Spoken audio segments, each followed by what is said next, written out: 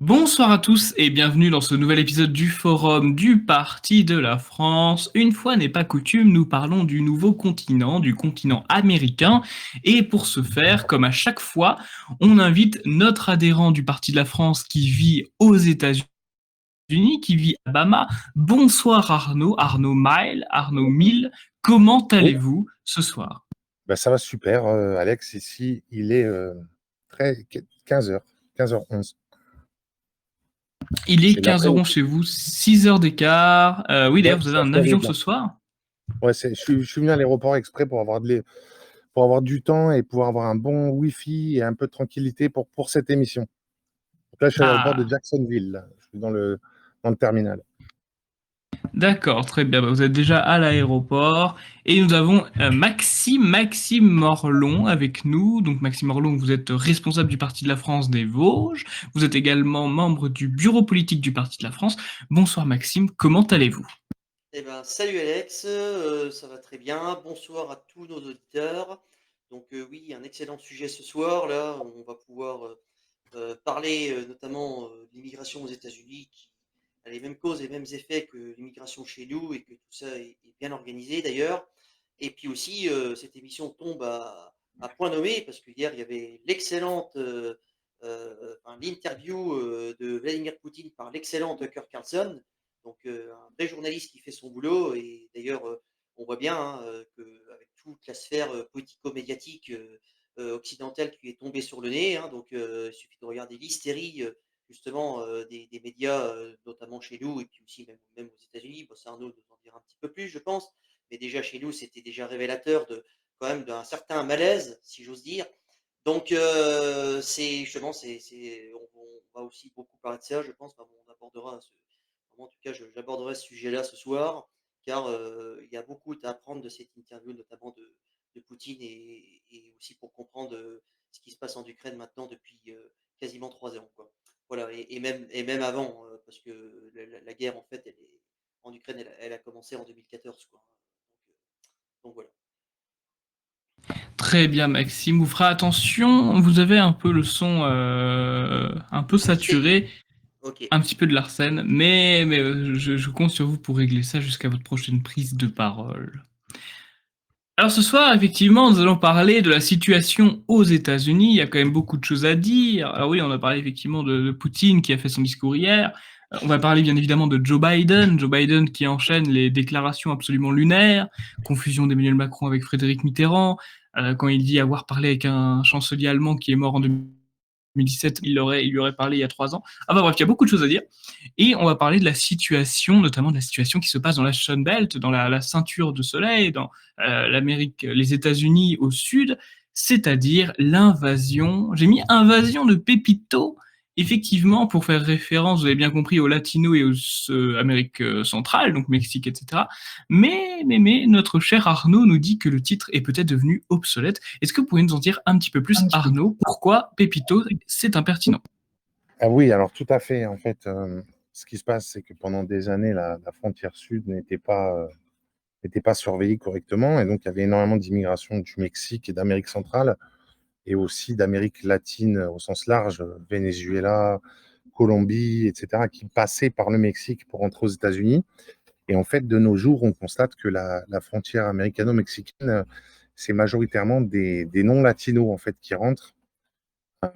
Aujourd'hui, on est le 9 février et il y a 2 jours, sur une grande chaîne américaine, l'émission 60 Minutes, qui est en fait un petit peu l'équivalent de complément d'enquête ou d'enquête exclusive chez nous en France, fait un grand reportage sur les migrants en fait, qui passent la frontière sud. Et en fait, on voit que c'est principalement des Asiatiques et des Africains. Alors, il y a encore un peu de Latinos, mais ça n'est pas la majorité. Et donc, il y a des filières avec des gens en Inde, en Chine, qui payent 10, 15, 20, 25 000 dollars à des passeurs, des agences de voyage, qui les font voyager vers la Thaïlande, puis vers d'autres pays, etc., jusqu'à les ramener au Mexique. Et après, au Mexique, il y a des voitures qui passent les récupérer et qui les ramènent à on pourrait dire, des points faibles dans la frontière. C'est-à-dire des endroits où il n'y a pas de mur, où il n'y a pas de barrière, mais c'est juste des petits barbelés ou ce genre de trucs qui ont été préalablement coupés. Et donc, en fait, il y a un passage, quoi, comme un sentier de randonnée en fait. Ça leur permet de rentrer aux États-Unis. Ok, je vois, je comprends tout à fait. Maxime Morlon, vous disiez en introduction que tout cela est bien organisé. Comment ça organisé? Est-ce que vous voulez dire que la misère des gens, la misère de la population émigrée est organisée et que leur accueil chez nous, dans le monde occidental aussi? Alors, il suffit de regarder ce qui se passe chez nous en Europe et pour prendre et faire une comparaison avec ce qui se passe, donc à sud des États-Unis actuellement et déjà depuis maintenant plusieurs années. C'est d'ailleurs aussi pour ça que Donald Trump, comme il était arrivé à la Maison-Blanche en 2016, il avait fait aussi une de ses priorités, c'est de relancer la construction du mur à la frontière sud des États-Unis et notamment au niveau du Texas, où là aujourd'hui où ça pose problème justement. Donc pourquoi s'organiser? Car il suffit de regarder, ben, par exemple, chez nous en Europe, hein, on a une ribambelle d'associations. La plus connue, c'est SOS Méditerranée, hein. Donc c'est des associations qui affrètent notamment des bateaux, hein.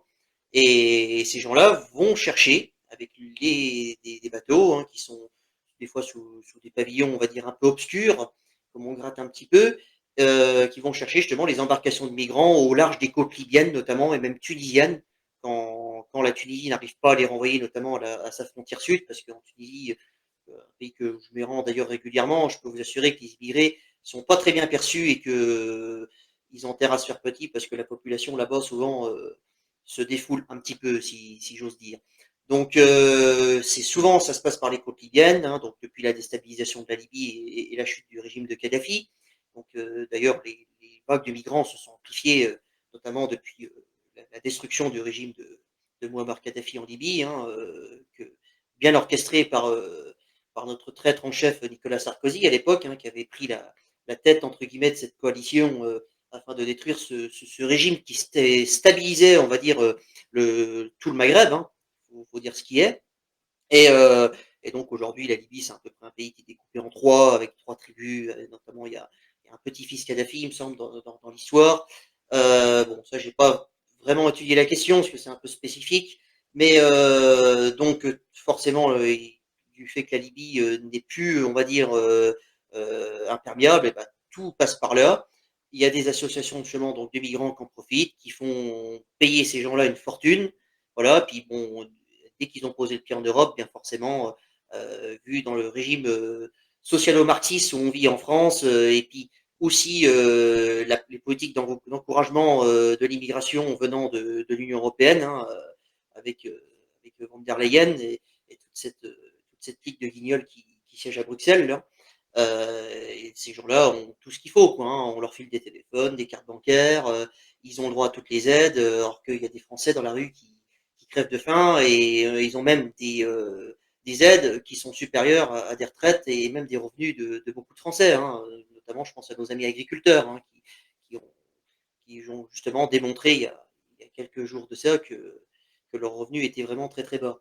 Donc oui, c'est organisé, c'est voulu, c'est voulu par une certaine élite. Voilà, d'ailleurs, c'est une certaine élite qui ne s'en cache pas, hein, qui veulent nous remplacer, parce que nous, on est les Gaulois, on est un peuple réfractaire, comme ils disent, hein, un peuple qui se laisse pas faire, même s'il est un petit peu amorphe en ce moment, c'est vrai, mais au regard de l'histoire, c'est vrai que le français, c'est quelqu'un qui a fait preuve quand même de beaucoup de courage et puis qui s'est soulevé à maintes reprises pour dire non à une élite complètement dégénérée. Voilà, bon, à partir de là, je comprends aussi le plan de ces gens-là. Et donc, ça, c'est important aussi de le faire comprendre à nos compatriotes et que justement, il y a une volonté, justement, une volonté des gens au pouvoir actuellement, que ce soit au niveau des institutions européennes, au niveau de l'État français, justement, de nous imposer un maximum de migrants. D'ailleurs, il suffit de regarder encore très récemment les discours avec, et puis aussi ont été appliqués avec notamment le parachutage, si on peut appeler ça comme ça, de migrants dans les campagnes. Voilà, donc là, ce qui fait que le problème qu'il y a dans les villes déjà depuis un certain nombre d'années, on va l'amplifier dans les provinces. Parce que c'est vrai que maintenant, aujourd'hui, les villes, moi j'ai la chance de me déplacer assez régulièrement sur un bon nombre du territoire français. C'est vrai qu'à Paris et à Lyon, maintenant, ça commence, et à Marseille, j'en parle même pas, ça commence à être plus que saturé. Quoi. Donc, et puis d'ailleurs, il suffit de regarder, pour le prouver, les chiffres de la délinquance et de la criminalité, qui sont en corrélation, bien entendu, avec tout l'apport de cette population qu'il faut dire ce qui est, n'est pas du tout aussi développée que la nôtre. Donc, même limite aujourd'hui, c'est même limite pas permis de dire ça. Donc, et d'ailleurs, il suffit aussi de regarder, pour revenir justement, aborder ce volet-là. Aujourd'hui, tous les gens qui critiquent justement cette politique d'immigration, comment ils sont persécutés par la machine judiciaire, et même par la masse médiatique, hein, qui se prive pas quand un responsable politique, notamment dans nos rangs, on appelle ça un dérapage, mais ose dire la vérité sur la réalité de l'immigration.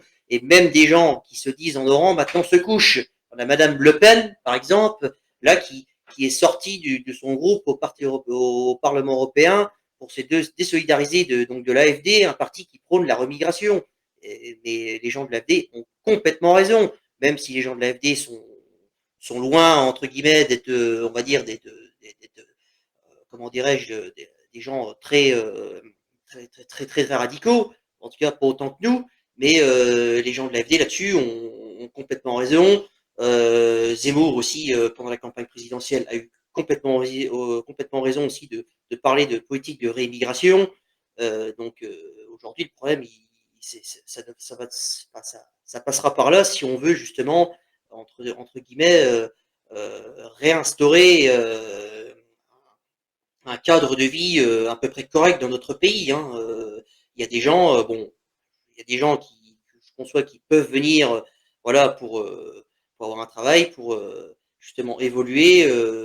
Moi-même, ça m'arrive aussi de voyager à l'international pour mon travail, mais qu'on apporte des gens qui n'ont ni qualification, ni, on va dire, apport, justement, pour faire évoluer le pays, et puis ça n'a aucun intérêt. Justement, c'est une politique de grand remplacement que d'ailleurs que tout le monde nie depuis des mois, enfin depuis des années même. Donc justement, la remigration, justement, c'est très important, et ça devrait faire partie de tous les programmes des partis qui se revendiquent, entre guillemets, de la droite nationale. Merci beaucoup Maxime pour votre réponse. Alors Arnaud, allez-y. Oui, je suis assez d'accord avec Maxime, hein, globalement. Je dirais même qu'en France, c'est à croire qu'il y a une immigration qui est recherchée par les autorités, puisque on lit souvent dans les journaux des articles sur des situations assez aberrantes. Par exemple, un couple de Japonais qui est restaurateur ou viticulteur, qui ont investi des sommes folles en France, qui ont un travail, qui emploient des gens et qui ont des difficultés à renouveler leur titre de séjour. Ou alors, là, il y a quelques semaines, j'ai vu des Belges en fait, qui essaient d'être naturalisés en vivant en France depuis plus de 20 ans. S'était vu refuser la naturalisation parce qu'il n'avait pas fourni de preuves qu'il parlait français. Alors que la Belgique est un pays francophone. Enfin, en l'occurrence, c'était des Wallons. Et donc, en fait, ça se demandait si en France, il n'y a pas, d'une certaine manière, une immigration qui est encouragée par l'État au détriment d'une autre. Moi, j'irais jusqu'à là, quoi. C'est tout à fait possible. Allez-y. Ouais, les visas de travail sont très difficiles à obtenir en France. Si vous connaissez des étrangers qui travaillent en France à des postes très qualifiés, c'est très difficile pour eux de faire des visas de travail. Et en fait, aux États-Unis, c'est en train de devenir la même chose. Autant c'est assez facile d'immigrer illégalement, de prendre de l'argent en arrivant, un téléphone portable, etc., et un numéro de sécurité sociale en arrivant illégalement, alors que les gens qui sont ici, qui ont besoin d'un visa de travail qualifié du type H1B ou des visas entrepreneurs du type E2, ce qui me concerne personnellement, sont très, très difficiles à obtenir. Voilà. Je comprends tout à fait. Attention Arnaud, bien pensez à couper votre micro à chaque prise de parole parce qu'il y a de l'écho. Oui, du coup, je disais Arnaud, oui, je comprends tout à fait votre réponse. J'avais quand même une question à vous poser parce qu'on parle de l'invasion, en l'occurrence l'invasion des Pépitos. On a vu que le titre n'était pas forcément pertinent, mais invasion en tout cas et encouragement par l'immigration. Maxime en a parlé concernant le sujet de l'Europe. En Europe, on sait très bien pourquoi les migrants arrivent en France. Dire qu'il soit difficile d'avoir un visa de travail en France, Ça peut se comprendre, puisqu'en France, en général, quand on migre, on ne vient pas travailler. Mais de manière plus sérieuse, on sait pourquoi ils viennent en France et en Europe. C'est parce ils viennent profiter des aides, notamment les soins gratuits. Ils viennent profiter de beaucoup d'aides de ce type et avoir une vie entre guillemets plus confortable économiquement que leur pays d'origine. Même si, bien évidemment, cela ne marchera qu'à court terme, puisque la France se détruit en faisant cela. Cependant, on a une propagande, j'entends bien, très forte, qui explique que les États-Unis, c'est très libéral, que c'est très, comment je pourrais dire, si on est malade, on va mourir, que l'État ne nous aide pas. Donc, un Français qui écoute notre émission pourrait se dire pourquoi est-ce que des personnes voudraient migrer aux États-Unis? Arnaud, est-ce que vous pouvez nous expliquer quelle est la motivation des personnes pour migrer aux États-Unis et est-ce qu'elle est similaire aux personnes qui viennent migrer en France? Alors, clairement, je pense que c'est deux cas d'école différents. Évidemment, alors pour revenir sur les clichés sur les États-Unis, non, vous ne mourrez pas dans la rue si vous êtes malade. Hein. Déjà, il y a tout un tas de dispositifs d'aide qui existent. Il y a Medicare qui donne des soins gratuits aux plus âgés. Il y a Medicaid qui donne des soins gratuits aux plus pauvres. Il y a la loi EMTALA sur les soins d'urgence euh, en général. Il y a tout un tas de systèmes d'aide qui existent quand même aux États-Unis. Il y a le section 8 du Code de l'urbanisme. C'est des appartements en fait qui sont un petit peu similaires au HLM chez nous. C'est des appartements en fait où l'État va payer la moitié du loyer. Donc il existe quand même énormément de filets de sécurité sociaux aux États-Unis. Pas autant qu'en France évidemment, mais il en existe. Le fait est que ici, c'est des pays, les États-Unis, je dirais même le Canada dans une certaine mesure, sont des pays beaucoup plus dynamiques. Et donc ici, en fait, c'est des gens qui peuvent facilement s'y trouver un travail et de s'intégrer, surtout s'ils parlent espagnol ou un minimum anglais. Là, ici, il n'y a pas de problème. Donc aux États-Unis, je dirais que c'est plutôt une immigration de gens qui viennent ici pour le cliché du rêve américain, finalement. Mais c'est des gens qui viennent avant tout pour travailler, ce qui est quand même aussi un problème, puisque vous vous doutez bien que les gens qui traversent la frontière pour venir, même s'ils peuvent éventuellement être qualifiés dans leur pays d'origine, avoir des masters, des licences ou même des doctorats hein, pour certains, ici, ils ne travailleront pas sur ces seuils de compétences-là. Un gars qui a un master en Inde ou un gars qui est docteur en Chine va venir ici, au mieux, il travaillera dans un restaurant ou manœuvre dans la construction. Le truc avec ces migrants, c'est que aux États-Unis, il y a un manque d'ingénieurs, il y a un manque de docteurs, il y a un manque dans les professions spécialisées, donc niveau d'études, master et doctorat. Et en même temps, il y a ces gens-là qui arrivent et qui vont faire pression sur les salaires sur la catégorie sociale la plus pauvre. Puisqu'en fait, le migrant en fait, qui va venir ici, qui va faire la plonge dans un restaurant ou qui va travailler sur un chantier de construction, un job non qualifié, je veux dire, lui, il prend le boulot de Kevin qui n'a pas terminé le lycée, en fait. Il ne prend pas le boulot de la personne qui est diplômée. Donc l'immigration, en fait, elle va peser sur la vie économique américaine d'une façon différente de l'immigration en France. Puisqu'en France, la plupart de ces gens ne parlent pas français, donc ne pourront pas s'intégrer d'une manière ou d'une autre. Parce qu'en France, vous savez tous très bien, si vous ne parlez pas français, si vous parlez ni français ni anglais, alors là en France, les Somaliens qui arrivent, bon courage pour s'intégrer, même s'ils en ont vraiment envie. Donc ça, c'est plutôt des gens qui vont venir pour toucher des aides. Là où aux États-Unis, c'est plutôt des gens qui vont venir pour travailler et qui vont structurellement créer des déséquilibres dans le marché du travail, des déséquilibres qui vont nuire aux Américains les moins aisés et les moins éduqués. Voilà. Ah, ok, très bien. Merci beaucoup Arnaud pour cette précision, pour cette distinction. Je reviens vers vous dans quelques minutes euh, sur ce sujet évidemment d'invasion. Vous, Maxime, votre regard de français, mais on sait que vous soutenez par exemple Donald Trump depuis un certain nombre d'années déjà, et, et d'ailleurs, j'ai fait une émission pour parler de Donald Trump. Vous, est-ce que vous pensez qu'on parlerait d'invasion à ce moment-là si Donald Trump n'avait pas perdu les élections en 2020 comment je pourrais dire, par falsification des voix? Enfin, on pourra en parler, on pourra en débattre. Mais moi, personnellement, à titre personnel, je suis persuadé que Donald Trump s'est fait voler ces élections. Vous, qu'est-ce que vous en pensez de ça? Est-ce que Donald Trump aurait fait une situation différente? Alors, déjà, Donald Trump, aujourd'hui, il soutient justement le gouverneur du Texas, notamment notamment sur le fait qu'il ait mobilisé donc la garde, l'armée propre au Texas, donc justement aux frontières. Cela contre l'aval de l'État fédéral, donc de Washington. Donc ça, c'est déjà un très bon point. Et aussi, le gouverneur du Texas a le soutien d'une vingtaine, je crois, d'autres États, donc républicains, 25. 25. 25. Dont On les me démocrates. dit, les auditeurs me disent que votre son, Maxime, n'est pas assez haut, assez élevé. Alors, Est-ce que vous pourrez parler plus proche du micro? je vais monter. Attends, je monte un petit peu. Voilà, c'est mieux là. Ah, là, c'est mieux. Oui, c'est Oui. mieux, Voilà. c'est mieux. Voilà, donc justement, ça c'est un très bon point. Donc 25 États donc républicains, hein, bien entendu, qui soutiennent justement le gouverneur du Texas. Toi, il me semble, Carnot, d'ailleurs, tu habites un État qui est voisin du Texas, donc ça, tu pourras nous en dire plus tout à l'heure. Oui, je suis pas très loin, effectivement. D'ailleurs, là-dessus, je te laisse finir, mais je ferai un point pour expliquer le rôle de la garde nationale, etc. Parce que c'est souvent assez mal compris en France. Donc, j'ai pris quelques notes avant l'émission, mais je te laisse continuer, Max. Donc après, pour revenir, si Donald Trump était aujourd'hui aux affaires, donc à la tête de l'État fédéral à Washington, non, il n'y aurait pas eu probablement ces choses-là, parce que bon, je sais qu'il avait réentamé la construction du mur, bon, qui même en réalité avait continué à être construit sous Obama, hein, mais ça, très peu de personnes en parlent.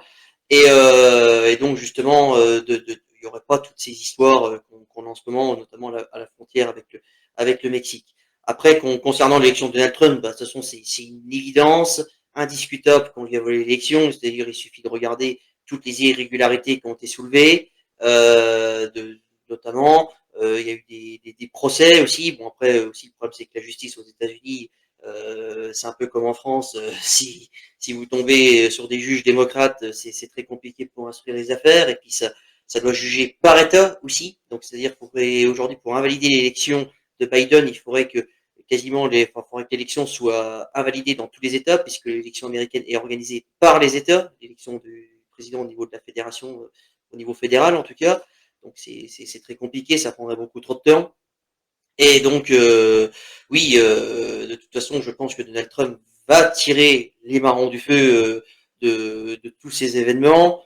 D'ailleurs, il suffit de voir qu'il est dans les starting blocks, hein, et puis qu'il prépare sa campagne présidentielle. Et puis bon, on sait très bien que de toute façon, Joe Biden n'en a plus pour très longtemps, et que je pense qu'il va être remplacé au pied levé par Michelle Obama. Enfin, en tout cas, c'est ce qui se dit de plus en plus. Voilà, ils vont tenter ce coup de poker-là. Qui, je pense, ne marchera pas. Voilà, parce que Michelle Obama, elle traîne aussi les casseroles de son mari, hein, Barack Obama, qui est quand même le président américain qui a largué le plus de bombes de toute l'histoire des États-Unis. C'est quand même pas rien, quoi. Celui qui a pratiqué le plus d'assassinats ciblés, notamment par drone, et tout, au Moyen-Orient. Hein. Ils ont tué des milliers de civils, même des millions de civils au Moyen-Orient, avec des frappes de drones arbitraires et toutes ces choses-là. Donc, une politique va-t-en-guerre, très dure, notamment contre la Russie, voilà, une vassalisation, notamment des pays européens, qu'on a vu ressurgir justement après l'installation de Biden à la Maison-Blanche, en tout cas la marionnette Biden, parce que bon, c'est pas lui qui commande. Hein. D'ailleurs, si vous avez bien écouté l'interview de Poutine hier avec Tucker Carlson, il y a une chose qui m'a frappé, c'est qu'à un moment donné, je crois que c'était après le cours d'histoire de Poutine sur les relations entre la Russie et l'Ukraine, c'était à peu près à 1 heure d'interview, c'est que Tucker Carlson lui a demandé quand avez-vous eu le dernier contact, enfin c'était quand le dernier contact que vous avez eu avec Joe Biden. Poutine s'en souvenait pas. Voilà. Alors bon, il a répondu un peu sous le ton de la rigolade, ça même Tucker Carlson d'ailleurs s'est même mis à rigoler de manière assez hilar. Mais c'est révélateur. Voilà, c'est révélateur cette remarque de Poutine, enfin cette réponse de Poutine sur qui dirige réellement aujourd'hui les États-Unis. Et d'ailleurs, quand on lit un petit peu entre les lignes, parce que j'ai relu le transcript de l'interview avant cette émission, euh, Poutine justement parle de certains Américains, comme il évoque justement le pouvoir américain. Voilà, il dit que c'est une volonté de certains Américains. Donc, ce qui est une preuve d'un pouvoir, on va dire, caché, qui dirige actuellement les États-Unis. De toute façon, comme tu l'as soulevé tout à l'heure, Alexandre, avec les bourbes Joe Biden qui croit avoir rencontré El bout de cogne ou François Mitterrand Oui. hier. Bientôt, il va nous parler du général de Gaulle en Non, mais, disant qu'il essaie de le convaincre de rester dans l'OTAN. Ça va être mais ça. Hein. Maxime, Ouais. c'est parce que en France, vous ne voyez pas tout, mais c'est tous Ouais. les jours que Joe Biden il fait une boulette. Hier, par exemple, il a parlé du président Al-Sisi du Mexique. Alors, Oui, c'est vrai, j'ai vu on sait ça. pas. Ouais, Est-ce que j'ai vu ça. Obrador, le président mexicain, ou est-ce qu'il parlait de Sisi, le dictateur président égyptien? On ne Ouais. sait pas. Et en Ouais, fait, c'est ça. il sucre les fraises tout le temps. Il a dit qu'il avait rencontré Mitterrand, le président allemand, Ouais. au G7. Ouais. Alors, moi, c'est des trucs qui sont aberrants, mais ce n'est pas la première fois. Hein, je veux dire, c'est des choses assez récurrentes. Ou alors, une fois, je me rappelle, dans un discours il y a quelques mois, il s'adresse à quelqu'un et on voyait dans l'Assemblée, tout le monde le regardait. En fait, c'est quelqu'un qui était décédé depuis plusieurs années. Enfin, il ne sait pas où il Le, va. Vous le voyez bien quand il essaye de sortir d'une estrade. Bon, une estrade, généralement, il y a un escalier à gauche, un escalier à droite, et le type tourne en rond. Enfin, on voit bien qu'il n'a pas tout, quoi, le mec. Là où c'était symptomatique, c'était la rencontre avec Xi Jinping, le président chinois, où justement on voyait que le mec ne savait même plus où il était, quoi, hein, clairement. Hein. D'ailleurs, Xi Jinping était un petit peu décontenancé. On voyait dans sa communication non verbale, il devait se dire mais qu'est-ce que je fous là, quoi. Qu'est-ce que c'est de cette marionnette que j'ai à côté de moi, quoi. Donc, Non, mais je pense qu'on peut parler de marionnettes sans trop prendre de ouais, risques. Et je vais vous donner deux ouais, exemples vraiment très récents et qui montrent qu'il y a vraiment un petit souci avec Joe Biden.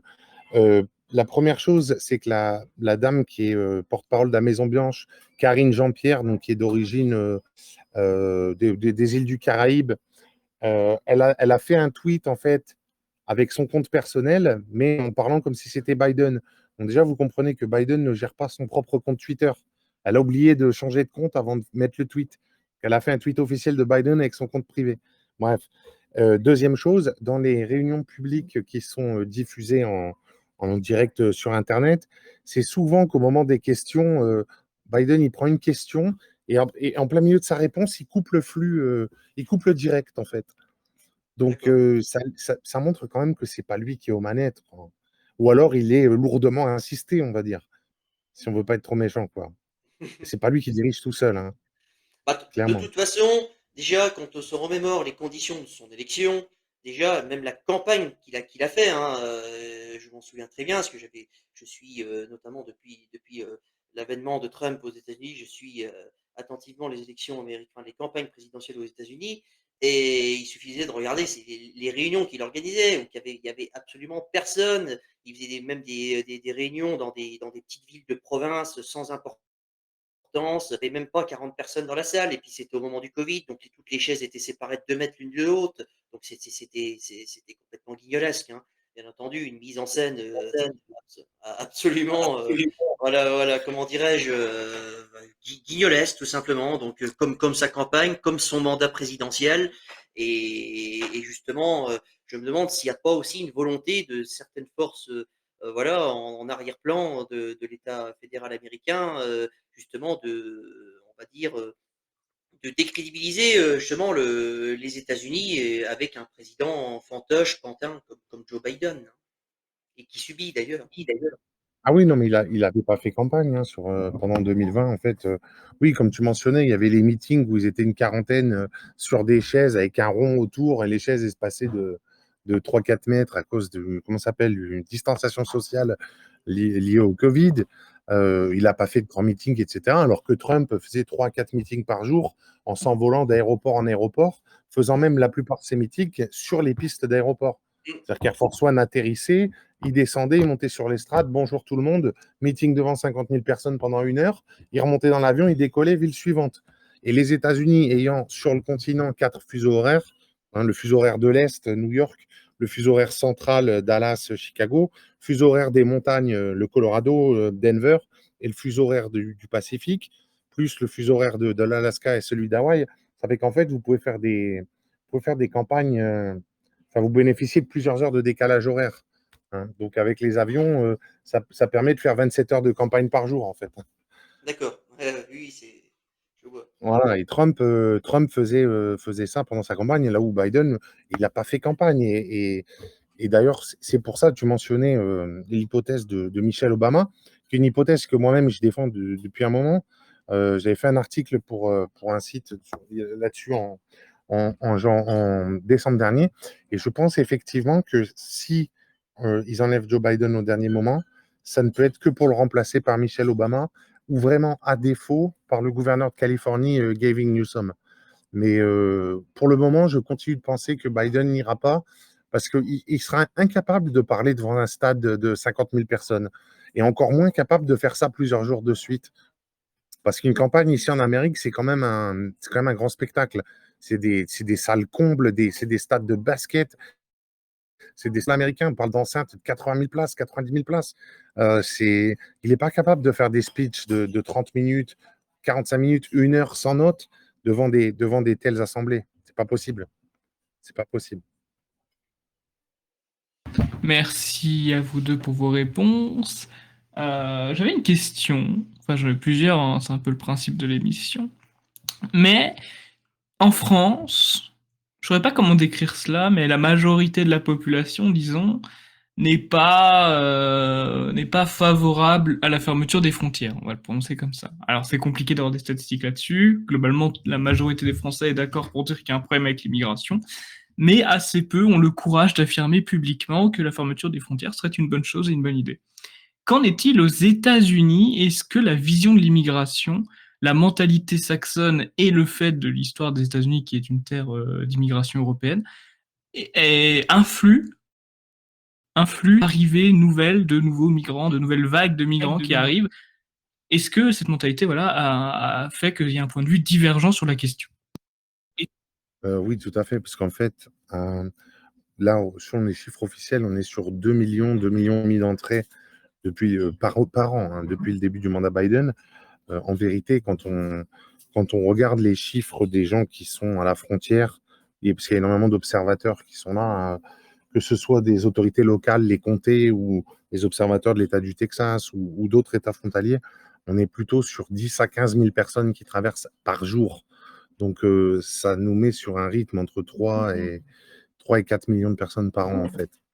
Donc ça, c'est pas soutenable. Ça serait plus d'1% de la population américaine chaque année. Donc ça, évidemment, c'est pas soutenable. Et ce qui explique la crise constitutionnelle qu'il y a eu entre le Texas et les États-Unis, Alex, est-ce que j'ai 2 minutes pour faire un petit point là-dessus? Bien sûr.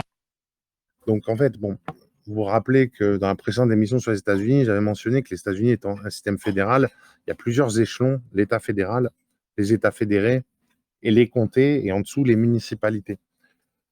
Tout ce qui est la sécurité des frontières, c'est par défaut du ressort fédéral. Et donc, c'est au gouvernement fédéral de s'occuper de ça. Le fait est que le gouvernement fédéral ne s'en occupe pas, du moins pas suffisamment au goût des habitants du Texas. Donc, Greg Abbott, le gouverneur conservateur du Texas, a décidé d'envoyer la garde nationale basée au Texas sur place. Je reviendrai sur les différentes gardes texanes, gardes nationales, etc., parce que je sais que c'est assez confus en France. J'écoutais des commentateurs qui parlaient d'armées de réserve, d'autres d'armées d'actifs. Enfin, c'est assez confus, en fait. Et ce qui s'est passé, c'est que la crise constitutionnelle, donc, avec l'arrêt de la Cour suprême le 22 janvier, en fait, c'est très simple. C'est que, étant donné que l'État du Texas a décidé de mettre en place des barbelés lui-même et de gérer sa frontière lui-même, l'État fédéral dit non, tu peux pas, c'est pas possible, c'est du ressort fédéral.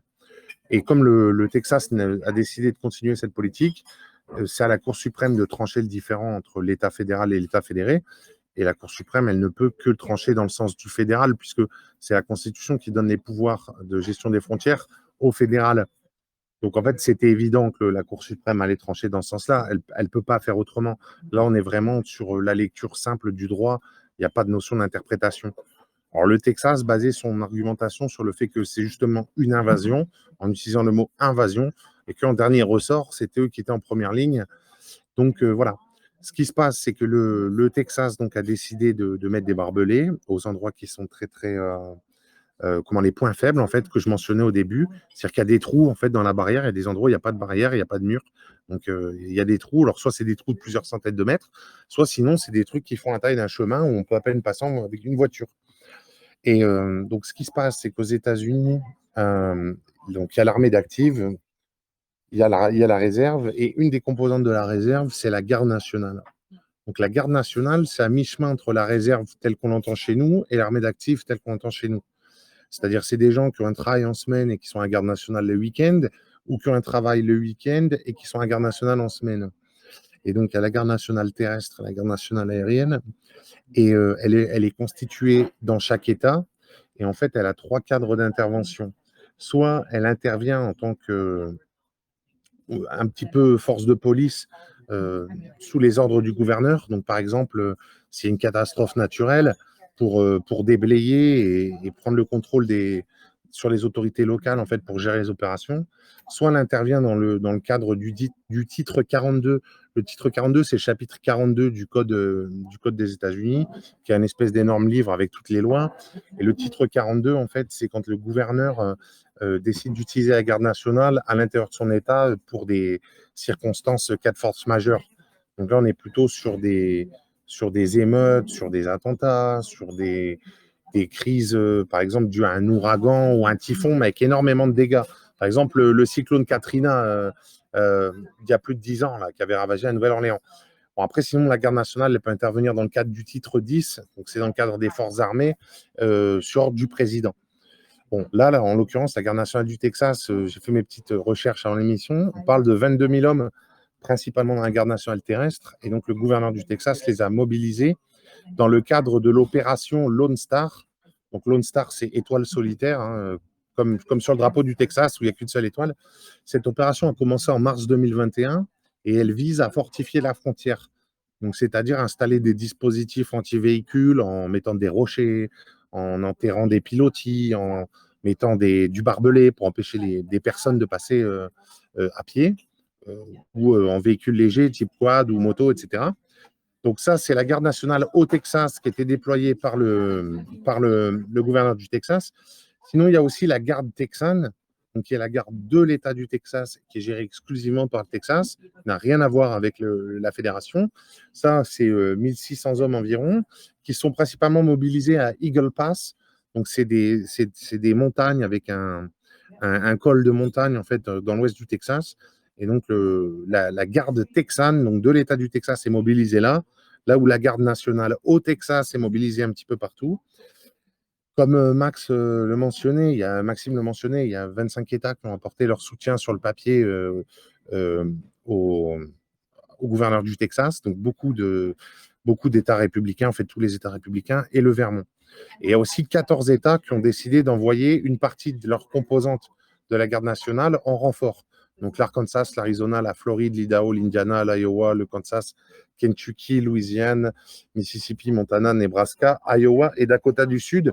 Donc ils vont envoyer des troupes sur place et du matériel, des camions, des Hummers, etc. Et donc, au Texas, c'est ce qui se passe je sais que je suis un peu long, mais j'ai essayé d'être très précis. Les opérations actuelles au Texas sont menées conjointement par la garde nationale au Texas, la garde texane, mais aussi les différentes forces de police de l'État du Texas. Donc principalement les Texas Rangers, qui sont la police d'État, que beaucoup d'entre vous connaissent à cause du feuilleton sur TF1 le dimanche après-midi avec Chuck Norris, Walker Texas Ranger. Donc les Texas Rangers, c'est la police d'État du Texas. Et il y a aussi le Texas Park and Wildlife Department, qui est en fait le service des parcs et forêts. C'est un peu les gardes forestiers. Mais les gardes forestiers au Texas, en fait, c'est des flics. C'est pas les gardes champêtres de chez nous. Et donc, tout ce petit monde est mobilisé pour colmater la frontière. Voilà. Merci Arnaud pour votre réponse. Tant que je vous ai à parler du Texas, j'aimerais vous poser une question. Je crois savoir, sauf erreur de ma part, que le Texas a, depuis un accord assez ancien, peut-être que vous pourrez me corriger si je me trompe, mais le Texas a en gros la possibilité, dans certaines conditions, de prendre son indépendance. Si l'invasion continue de la sorte, est-ce que vous pensez que c'est une possibilité, une opté, que le Texas serait prêt à saisir, s'émanciper de la première puissance mondiale pour devenir indépendante? Alors, sur les modalités, le Texas n'est pas un État américain comme les autres, hein, puisque à la base, les États-Unis, c'est 13 colonies. Et ensuite, à partir du 14e État, le Vermont, c'est soit des anciens pays indépendants comme la République du Vermont qui se joignent, soit sinon c'est des territoires qui sont organisés par la fédération pour devenir des États. Il n'y a que le Texas qui a vraiment été un vrai État indépendant, une entité qui a existé pendant quasiment une décennie, indépendant.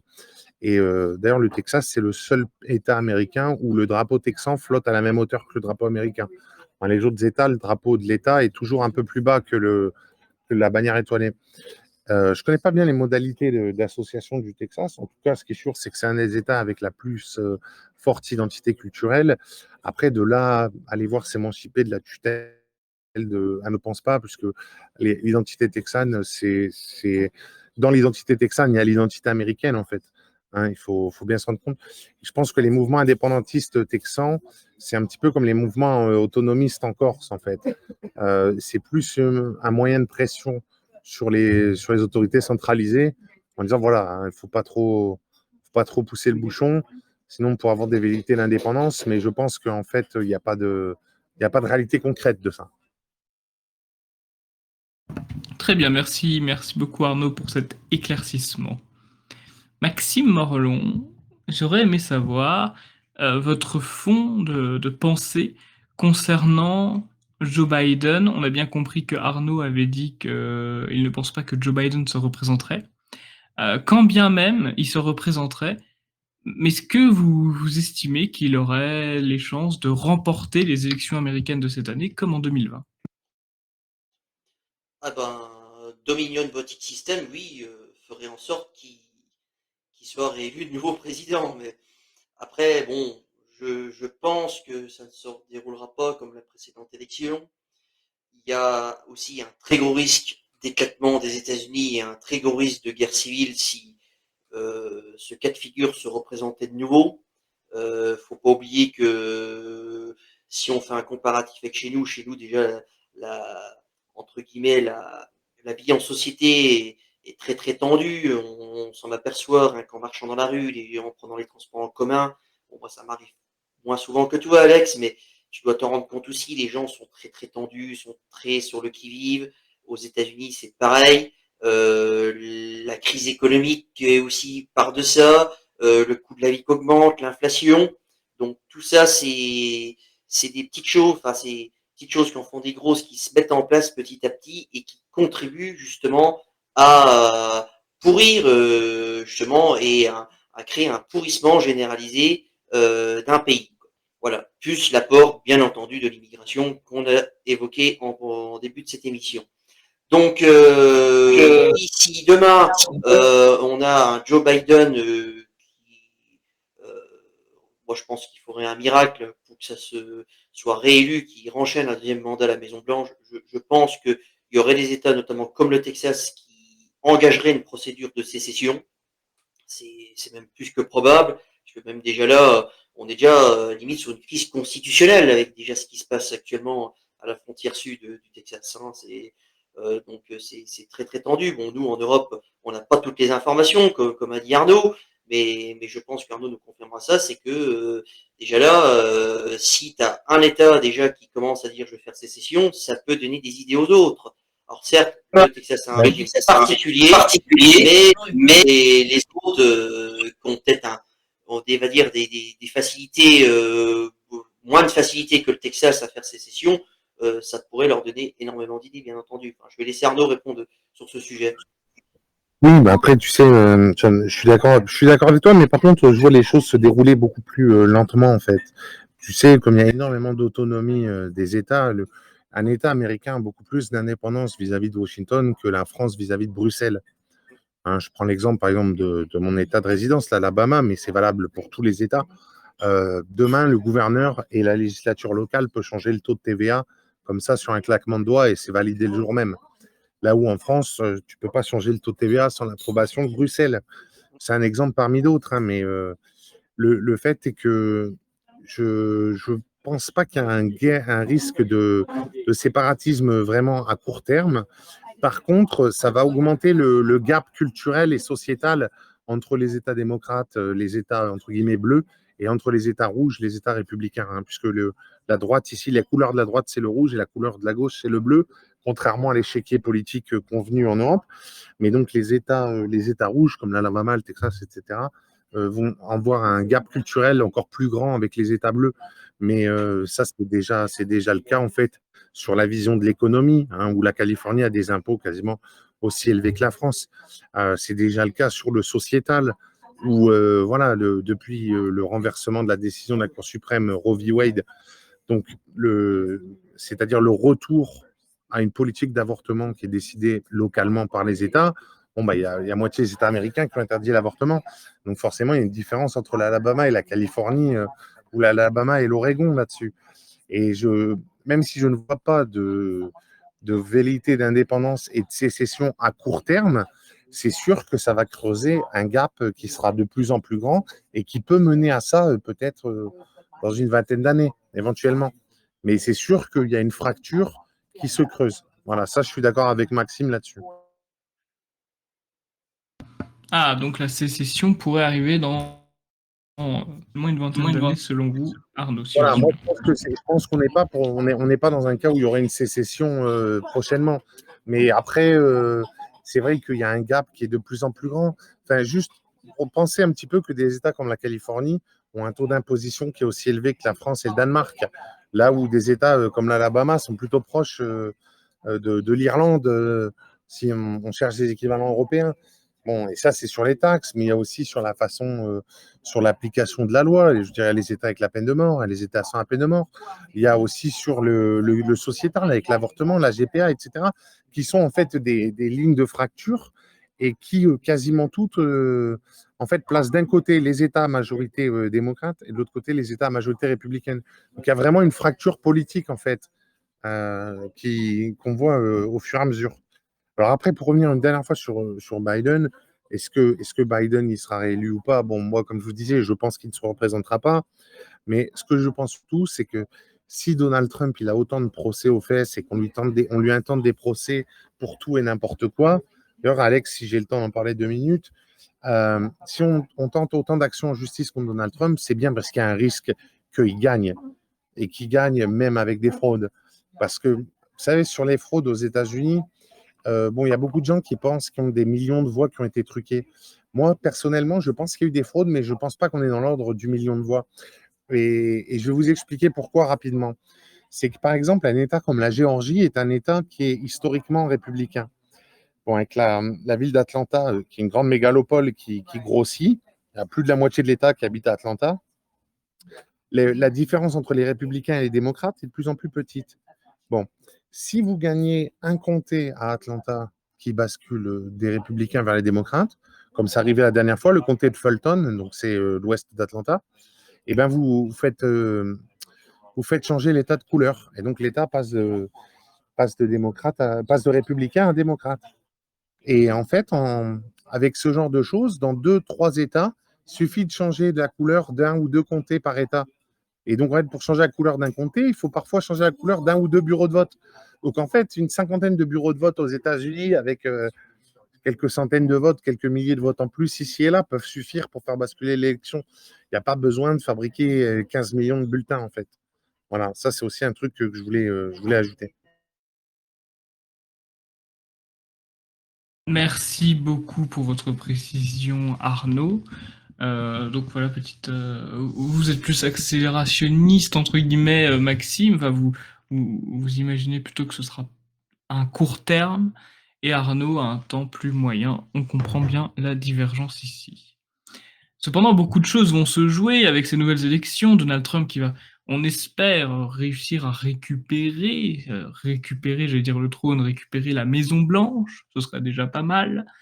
Est-ce que Donald Trump, pour vous, Maxime, serait, comment je peux dire, profitable, non pas évidemment pour les Américains, ça c'est une évidence que Donald Trump serait bénéfique pour les Américains, mais plutôt sur le plan et sur la scène internationale. Est-ce que vous pensez réellement qu'il y aura un impact au niveau de la scène internationale?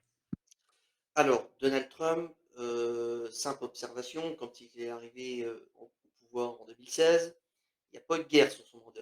Il y a même eu des retraits de l'armée américaine de certains endroits du globe. Voilà. Il a aussi, forcé les pays européens à plus de financement dans l'OTAN.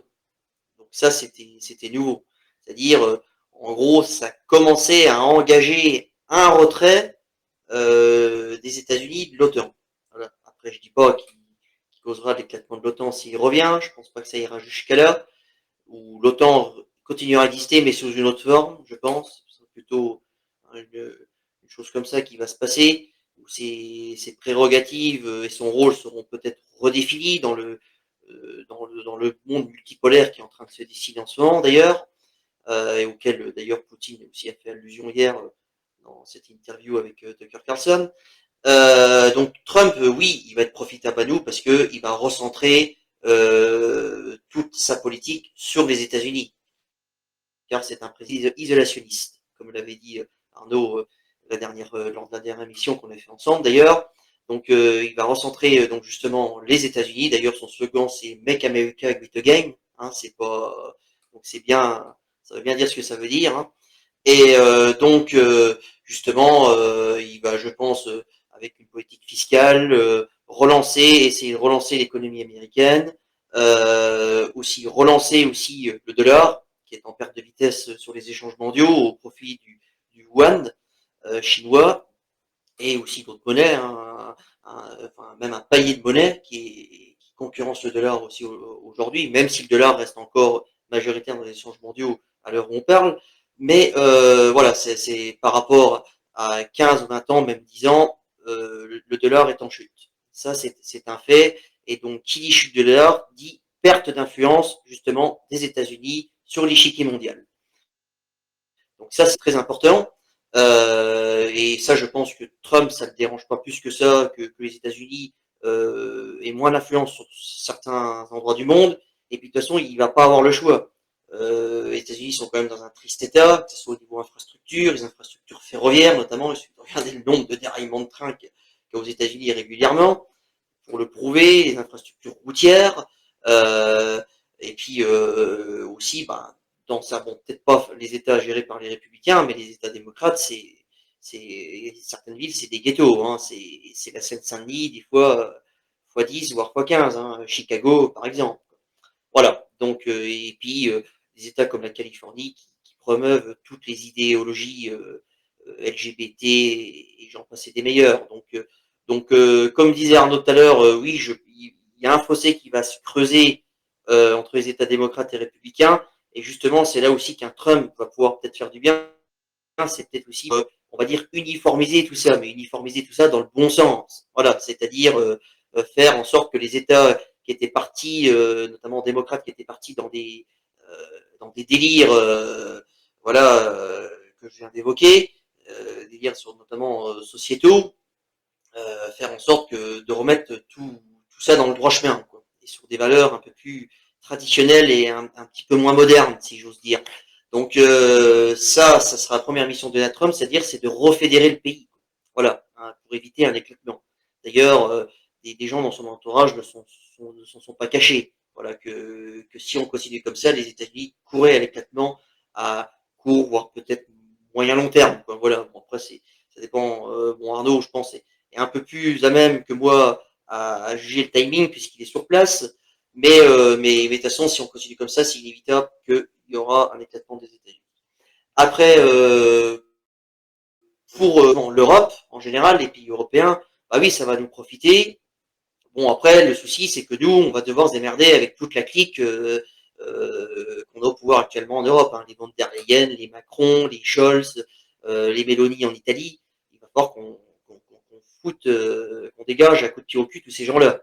Sinon, l'apport d'un Trump, on va dire, sera à moitié bénéfique. Parce que quand vous regardez en ce moment ce qui se passe en Ukraine, avec justement le frein des financements américains pour la guerre en Ukraine, là, on voit bien que Macron, il est prêt à embrayer le pas. Là, pour les agriculteurs, il y avait à peine 150 millions, 150 millions vraiment misérable pour les agriculteurs. Par contre, pendant ce temps-là, on débloquait 50 milliards au niveau européen pour financer le pouvoir corrompu de Kiev. Quoi. Voilà, dont on se doute bien une bonne moitié, voire un peu plus, sera détournée et n'ira pas au profit justement de l'armée ukrainienne afin de combattre l'armée russe. Voilà, et c'est comme celui d'ailleurs, il suffit d'ailleurs de regarder le nombre d'oligarques, enfin de nombre d'Ukrainiens sur la côte d'Azur qu'il y a depuis le début de la guerre, pour s'en convaincre que ces gens-là vivent correctement, et même plus que correctement. D'ailleurs, ils ont remplacé les Russes sur la côte d'Azur et même un peu partout dans d'autres pays.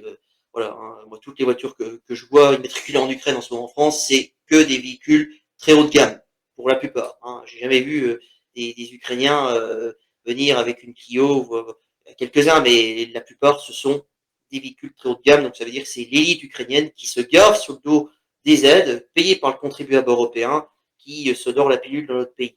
On pourrait aussi même intégrer un petit peu ça dans une immigration, on va dire, voilà, qui vise aussi peut-être un petit peu à nous remplacer, même si c'est une population qui nous est enfin, un type de population qui nous est plus proche. Mais bon, pour moi, ce ne sont pas des Français. Et donc, voilà, donc Trump, oui, bien entendu, fera du bien, mais par contre, ça serait pile un coup de main à dégager la clique qui nous dirige, et puis s'il pouvait contribuer à la chute de l'Union européenne, ça n'en serait pas que plus mal, parce que de toute façon, on sait très bien qu'aujourd'hui, l'Union européenne a été construite et voulue par une élite washingtonienne, et que donc, d'ailleurs, c'est pas pour rien qu'à chaque fois qu'il y a des réunions de commission, ou même de sommets européens, qu'on a un représentant des États-Unis qui est là. C'est un aveu. Donc à partir de là, l'arrivée d'un Trump au pouvoir, s'il était vraiment décidé là, à finir le travail qu'il avait déjà commencé à faire lors de son premier mandat en 2016, ça peut être très bénéfique. Mais ça, pour le moment, on n'en est pas encore là. Déjà, viennent déjà, qui reviennent déjà se réinstaller à la Maison Blanche, ce qui va pas être facile compte tenu de la façon comment se passent les élections aux États-Unis et comment elles sont organisées dans certains États. Oui, alors je suis complètement d'accord avec Max là-dessus. Heu l'espoir, comme je disais, c'est que plus il y a de poursuites en justice contre Donald Trump, plus ça indique qu'en fait, il y a vraiment, une peur, dans le camp démocrate, en fait, qu'il soit réélu, vraiment. Il faut savoir que vous avez tous vu il y a quelques mois sa photo, ce qu'on appelle le mugshot, la photo d'arrestation, qui est en fait une photo d'identité judiciaire. Bon, cette photo, elle l'a rendu plus populaire. Il a monté dans les sondages dans la semaine, le mois qui ont suivi. Il y a une vraie chance que Trump repasse.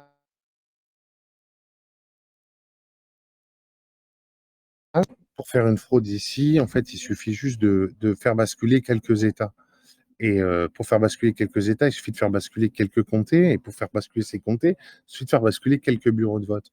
Bon, il y a quelques États comme le Nevada, la Géorgie qui ont pris des mesures. Le Nevada est en train d'en prendre, la Géorgie en a déjà pris, pour demander, plus de sécurité, pour le déroulement des élections. Donc il y aura il y a des États où il y a des projets de loi pour demander des pièces d'identité. Comme vous le savez, dans certains États, démocrates, il n'y a pas de pièces d'identité qui sont demandées pour aller voter, donc ce qui est un vrai souci. Donc il y a une question d'intégrité électorale qu'il faut faire évoluer ici aux États-Unis. Ça, c'est sûr, hein, ça, c'est un vrai problème. Mais malgré tout ça, il y a quand même une vraie peur des démocrates que Donald Trump repasse.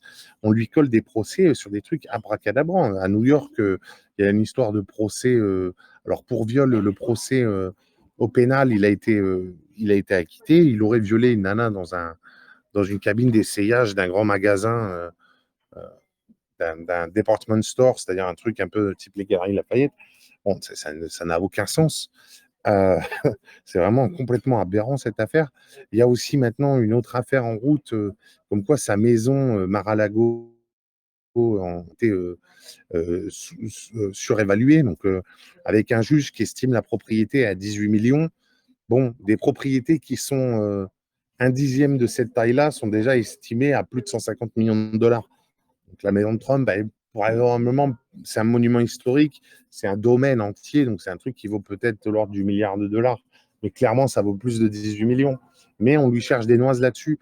Et il y a de plus en plus d'actions en justice comme ça sur des choses un peu farfelues. Mais en fait, c'est vraiment histoire d'occuper le terrain médiatique en disant, voilà, Trump, il a encore des problèmes, il est encore au tribunal, etc. Et tout ça ne joue pas contre lui.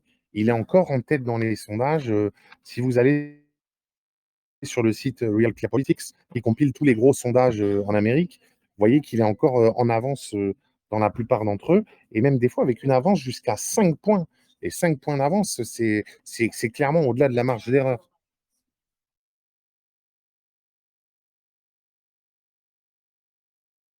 Absolument. D'ailleurs, à la primaire, il n'y a eu aucune ambiguïté sur qui allait représenter les républicains aux États-Unis.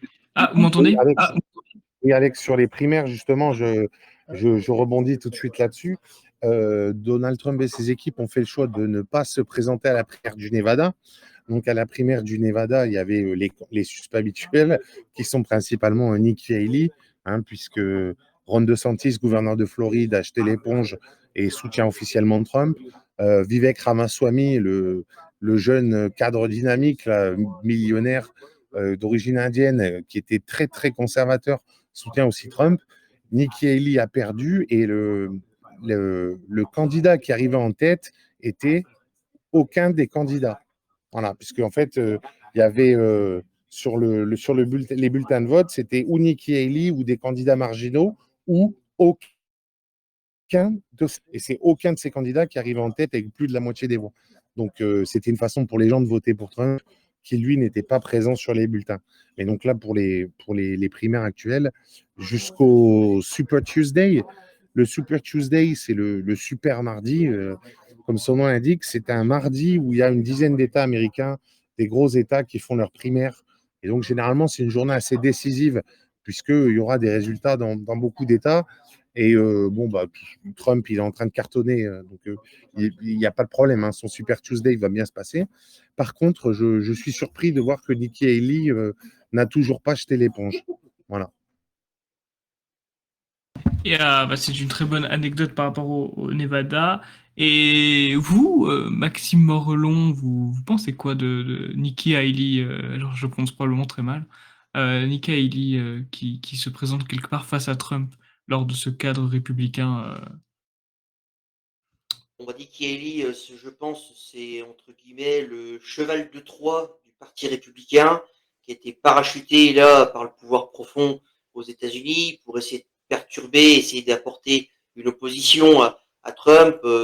Voilà, on s'est dit on va mettre une petite blonde là qui est pas trop mal, en essayant d'attirer un peu le gogo, mais bon, je pense que les Américains ont quand même une autre conscience électorale que l'électeur français, notamment ce que j'ai pu voir lors de l'élection de Macron, où des femmes disaient carrément qu'elles votaient pour lui parce qu'il était beau. Enfin, bon, voilà, Même avec Bardella, hein. même avec Bardella, c'est tout à fait. D'ailleurs, Bardella, il suffit de regarder ses meetings aussi pour s'en convaincre, avec des gens complètement gaga, voilà, qui regardent juste le physique et puis qui regardent pas le reste. Voilà, donc oui, Nikki Haley, c'est vraiment une personne sans importance. Je pense que d'ici quelques semaines, on l'aura complètement oublié, et que une fois on sera vraiment entré dans le vif du sujet, qu'on connaîtra à peu près l'adversaire qui est en face, on en parlera probablement plus. Puis Nikki Haley, je pense qu'on la verra probablement plus en politique, ou elle finira peut-être dans gouverneur d'un comté, voilà, enfin, un poste vraiment très hors trait, quoi. Voilà. Et bon, après aussi, il faut pas oublier, c'est que dans le Parti républicain, Trump, bon, certes, il a une grosse partie de la base avec lui, mais il a beaucoup d'élites républicaines qui ne sont pas avec lui. Voilà, j'en veux pour preuve, notamment, et ça, je tiens à en parler et à informer les gens qui nous écoutent là-dessus, d'une obscure conférence qui s'est déroulée en novembre dernier à Paris, là, à la Tour Montparnasse, où d'ailleurs le rond de serviette était à 500 euros, même 1000 euros si on voulait manger sur place. Donc déjà, ça vous en dit long sur on va dire l'élitisme de cette soirée, voilà, enfin de cette journée même, où justement des gens se croyant, enfin se prenant pour des soutiens de Donald Trump, en Europe, plus particulièrement en France, se sont permis de parler en son nom. Voilà. Donc, notamment, je sais que M. Zemmour aussi s'est rendu à cette conférence avec sa directrice de communication, Madame Ouvry. Voilà, puisque j'ai eu accès à certaines photos. Bon, par contre, le bon point, c'est qu'on n'a pas beaucoup parlé de cette conférence. Ça a été très peu relayé. Mais voilà, il faut savoir que dans le Parti républicain, Trump, ça c'est pour le prouver, et là on le voit au niveau international, en dehors des États-Unis, il a encore pas totalement fait le ménage. Et d'ailleurs, je lui conseillerais très vite de se débarrasser de ce Randy Gallows, voilà, qui est le président des Republican Overseas. Voilà, donc car moi je me suis un petit peu renseigné quand même de gens qui ont un peu plus, on va dire des francophones qui ont un peu plus l'oreille de Trump, enfin, qui sont plus près des oreilles de Trump, et il se trouve que ces gens-là sont tous sauf des soutiens de Donald Trump, en tout cas pas des soutiens, on va dire, honnêtes, si on peut le dire. Donc je pense que ça doit être pareil aussi aux États-Unis. Voilà, On doit avoir aussi des gens dans l'entourage de Trump. D'ailleurs, c'est ce que j'avais un peu peur au début avec DeSantis. Puis bon, après, quand j'ai un petit peu creusé son parcours, tout ça et tout, puis comment il était devenu gouverneur de Floride, bon, je dis là, il n'y a plus trop de doutes. Et j'ai toujours pressenti de toute façon qu'il finirait par se retirer. Bon, je sais qu'il y a eu un petit désaccord ça, sur une discussion au bureau politique du Parti de la France. Il y en a qui pensaient justement qu'il supplanterait Trump, mais moi, j'en ai jamais douté que DeSantis finirait par se rallier dans les rangs de Donald Trump, et je pense qu'il aura peut-être un poste de secrétaire d'État ou une chose comme ça. Moi, par contre, il y a une personne qui me fascine aussi en ce moment aux États-Unis, c'est Robert Kennedy. Voilà, donc qui se présenterait en tant qu'indépendant, a priori. Voilà. Et ça, j'aimerais qu'Arnaud il m'en parle un peu plus de ce Robert Kennedy. Il s'est fait connaître, notamment contre la politique qui a été pratiquée Vaccinale. contre les vaccins et tout ça. Tout à fait. Alors, écoute, je vais commencer sur Robert Kennedy, puisque tu me lances là-dessus, puis après, je reviendrai sur Trump et les élites du Parti républicain, parce qu'effectivement, je partage son avis et je pousserai le raisonnement un peu plus loin. En fait, il faudrait vraiment différencier l'atlantisme de l'intérêt national américain. Mais alors, concernant d'abord Robert Kennedy, donc c'est Robert Kennedy Jr., Robert Fitzgerald Kennedy Jr. Donc, le tonton, c'est John Fitzgerald Kennedy, qui était président jusqu'à son assassinat en 1963 à Dallas. Son père, c'est Robert Fitzgerald Kennedy, le frère du président Kennedy, qui était Attorney General, donc c'est-à-dire procureur général des États-Unis, ce qui est l'équivalent de garde des Sceaux, ministre de la Justice, de l'administration de son frère, hein, donc de l'administration de John Fitzgerald Kennedy. Donc forcément, il vient de Robert Kennedy Jr., il vient d'une famille qui est un peu maudite, hein. Le papa assassiné, le tonton assassiné, le cousin John qui est mort dans un accident tragique d'avion dans les années 2000, etc. Et donc lui, c'est quelqu'un, c'est un libre penseur, hein, c'est quelqu'un qui se revendique comme démocrate, parce que bon, sa famille, c'est quand même une dynastie chez les démocrates. Mais à vrai dire, il fait partie de ces démocrates comme Andrew Yang ou Tulsi Gabbard, qui sont vraiment à la limite. En fait, ils pourraient être chez les Républicains, en fait. Ça ne serait pas choquant s'ils étaient chez les Républicains. Ils sont tellement sur le bord du Parti démocrate qu'ils pourraient être sur le bord du Parti républicain, en fait. Et donc, Kennedy Jr., il veut se présenter. Comme il n'y aura pas de primaire chez les démocrates, puisqu'a priori, c'est le président sortant, Joe Biden, qui se représente, du moins, c'est ce qu'on nous annonce, à major démocrate. Donc, il a décidé de faire campagne en indépendant et de se présenter comme candidat indépendant, hein. Contrairement à ce qu'on pense généralement, il n'y a pas deux partis aux États-Unis. Il y a plein de partis. Il y a les républicains, il y a les démocrates, et puis il y a le parti libertarien, il y a un parti écologiste, etc., etc. Là, il voudrait se présenter en candidat indépendant, donc candidat de troisième parti. Le problème, c'est que ça, ici, ça ne mène à rien. Il y a déjà des gens beaucoup plus influents et beaucoup plus riches que lui qui ont essayé, dont Ross Perot, qui avait essayé de se présenter il y a quelques décennies de cela, un milliardaire, ça n'avait pas marché. Donald Trump, qui avait essayé de se présenter en l'an 2000 pour le Parti de la Réforme, hein, ça n'avait pas marché non plus. Il avait abandonné sa campagne rapidement, avant de revenir avec les Républicains donc à l'élection de 2016. Robert Kennedy, c'est quelqu'un, donc, comme je mentionnais, qui peut être au Parti républicain. Il n'est pas très radical sur les sujets habituels des démocrates. C'est pas quelqu'un qui est anti-armes, même s'il supporte un meilleur contrôle. Il est en faveur d'un plus grand contrôle des armes à feu, mais il n'est pas anti-armes. C'est pas un maniaque pro-avortement, c'est pas un maniaque LGBT. C'est quelqu'un qui a été très sceptique sur le traitement du Covid, c'est-à-dire le traitement politique, mais aussi sur le traitement médical. C'est-à-dire il était contre les lockdowns, c'est-à-dire les confinements. Il était contre le vaccin obligatoire, Excuse-moi de te etc. couper, Arnaud, mais il est même venu jusqu'à Berlin faire un discours justement contre justement la politique de fermeture pendant le Covid et politique Ah oui, Ich bin ein Berliner. Ouais, voilà, Oui, tout à fait. c'est quand même quelqu'un de très plutôt très militant là-dessus, Oui, très mais alors, radical. Hein. ce qu'il faut savoir, c'est il est aussi militant anti-vaccin en général. C'est-à-dire, c'est quelqu'un qui a 10 à 15 ans de combat contre la vaccination en général. Alors, son positionnement est-il, il n'est pas contre toutes les vaccinations, etc. je peux pas vraiment rentrer dans le détail, mais c'est pas quelqu'un qui est contre le vaccin Covid, c'est quelqu'un qui est contre les vaccins plus généralement, hein, au sens plus large. Bon, pour ce qui est de son rôle politique, il ne fera pas grand-chose à l'élection. Il y a même certains États où il ne pourra sûrement pas se présenter, puisque pour se présenter en tant que candidat d'un troisième parti, c'est pas facile. Euh, Éventuellement, c'est quelqu'un qui pourrait peut-être obtenir un poste dans une administration Trump.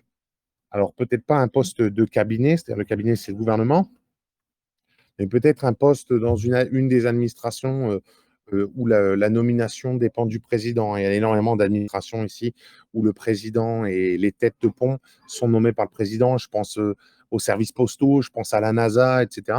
Et donc, vous pourrez peut-être le voir dans une agence publique, peut-être surtout liée à l'environnement aussi, puisqu'il a été très en pointe sur les combats de protection de l'environnement, mais pas la protection environnementale, la Greta Thunberg, pourrir votre niveau de vie. Non, non, la protection environnementale, lutter contre les pollueurs qui rejettent des déchets chimiques lourds dans l'environnement, qui empoisonnent les rivières, etc.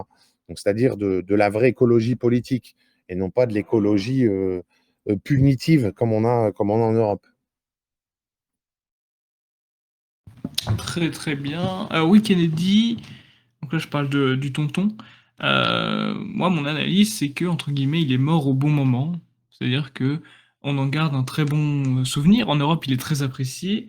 Mais en réalité, je pense qu'il aurait eu beaucoup moins une bonne image s'il n'était pas mort pendant son mandat et s'il n'avait pas été tué à Dallas sous les caméras. Je dis ça parce que son bilan, moi, je le trouve pas très glorieux. La baie des cochons, c'est peut-être la plus grande humiliation militaire que les États-Unis ont eue. Et pourtant, il bénéficie d'une grande bonne réputation. J'aurais aimé savoir quand même, je ne sais pas si vous avez eu l'occasion d'en parler avec, comment je pourrais dire, avec les habitants avec qui vous vivez, Arnaud, aux États-Unis, mais est-ce que Kennedy est aussi apprécié aux États-Unis qu'en France? Oui, alors Kennedy, il est très populaire. Alors pour revenir sur la baie des cochons, la baie des cochons, c'est une histoire qui est assez compliquée, puisqu'en fait, c'est les services qui ont poussé le président à laisser faire cette opération, hein, qui devait être un débarquement de Cubains anticastristes. Et quand ça a tourné court, quand le débarquement a eu lieu et ça s'est mal passé, en fait, ils ont demandé au président d'envoyer un support aérien. Et ça, Kennedy a refusé. Et c'est ça qui a fait que l'opération n'a pas du tout marché à la fin, puisque Kennedy ne voulait pas d'escalade, en fait. Donc, faire débarquer des Cubains anticastristes, d'accord, mais faire intervenir les États-Unis directement, non. Donc ça, cette histoire de baie des cochons, c'est un petit peu un c'est très complexe, en fait, puisque les services sont impliqués là-dedans et les services ont essayé un petit peu de lui forcer la main là-dessus. Mais sinon, Kennedy, non, il reste un président très, très populaire de par sa politique. Je veux dire, il a fait son discours à Berlin, Ich bin ein Berliner, qui est resté dans l'histoire. C'est aussi le président qui a Qui fait veut le dire, discours. qui veut dire en allemand je suis un gâteau, parce que Berliner, l'habitant, il n'y a pas de Ein normalement, mais bon, c'est un point de détail. Berliner, Oui, tout à c'est un fait. dessert. Et donc, oui, tout à fait. C'est une brioche, oui. Euh, il avait aussi fait le discours We choose to go to the moon, c'est-à-dire le discours qui a lancé la conquête spatiale, enfin, du moins la conquête lunaire. Donc, Kennedy, non, c'est quelqu'un qui est très populaire. Après, comme je le disais juste avant de rebondir sur le cas de Robert Kennedy Jr., RFK Jr., comme on dit ici, Robert Fitzgerald Kennedy Jr., euh, finalement, le tonton qui était président, donc John Fitzgerald Kennedy, était aussi quelqu'un qui était assez opposé à l'atlantisme. Euh, Ça, c'est quelque chose sur lequel j'aimerais bien faire un point. C'est ça que je voulais rebondir. Je pense que Maxime abondera dans mon sens. C'est qu'il y a vraiment une confusion entre l'intérêt des États-Unis et l'atlantisme, spécialement d'un point de vue chez beaucoup d'Européens. Il faut bien comprendre que financer l'OTAN à perte, parce que c'est ce que les États-Unis font depuis 50 ans, ça n'est pas dans l'intérêt américain. Le commerce international des États-Unis avec l'Europe, c'est rien. La France et l'Allemagne, qui sont les deux pays de l'Union européenne avec laquelle les États-Unis font le plus de commerce, niveau import et export, c'est moins de 7% combiné. Donc, c'est rien comparé à des pays comme le Canada ou la Chine, c'est marginal. Il faut savoir que la plupart des pays alliés des États-Unis payent pour avoir un accord de défense. C'est le cas du Japon, avec l'armée les forces de défense japonaises, ou aussi la Corée du Sud, qui payent pour entretenir les bases américaines sur place. La flotte du Pacifique, qui est basée, il me semble que c'est à Osaka, enfin, elle est basée au Japon dans tous les cas. Le Japon paye une partie des coûts de maintenance. Il faut savoir qu'en Europe, l'OTAN est quasiment financée intégralement par les États-Unis et ça se fait à perte. Comme le disait Maxime précédemment, Donald Trump avait essayé de remédier à ça vers 2018 en disant maintenant il faut payer, demandant aux Allemands de payer, sinon il y aurait un retrait des troupes américaines en Allemagne. Et Merkel s'était exécutée et avait commencé à payer. Quand Trump fait ça, en fait, c'est une façon de dire voilà, bon, l'OTAN, vous avez commencé à payer pour vous, puis petit à petit, on va payer de moins en moins. Puis après, un jour, on va sortir de ça. C'était ça le projet. Alors, depuis fin 2023, il y a une loi aux États-Unis qui a été passée par les démocrates avec l'aide de certains républicains, qui fait que le président américain n'a plus le pouvoir pour quitter une organisation internationale du type OTAN. Maintenant, il faudra qu'il y ait un vote du Sénat, enfin du Congrès, pour valider une telle décision. Donc là encore, c'est un entre guillemets garde-fou que les démocrates et certains républicains ont mis en place afin d'empêcher Donald Trump de faire une sortie de l'OTAN unilatérale. Si un jour il y a une sortie de l'OTAN, il faudra qu'elle soit votée donc, par un Congrès majoritairement acquis à cette cause. Voilà. Et juste pour conclure sur l'atlantisme et les intérêts américains sont deux choses différentes. D'ailleurs, Maxime, qui a beaucoup suivi le conflit ukrainien, pourra nous en parler, mais combien il y a de généraux de pays européens qui ont fait carrière à l'OTAN et que si demain l'OTAN n'existait plus, ces gens-là, ils iraient passer le balai. Je pense notamment à notre ami Michel Yakovlev. Je laisse la parole à Maxime après, mais il y a vraiment une différence entre l'atlantisme et les intérêts atlantiques d'un côté et de l'autre côté, les intérêts du peuple américain qui sont finalement souvent les mêmes intérêts que ceux du peuple français, c'est-à-dire vivre chez soi, développer son propre pays et arrêter les aventures internationales qui sont coûteuses et qui sont financées par la dette et qui appauvrissent les générations futures. Voilà.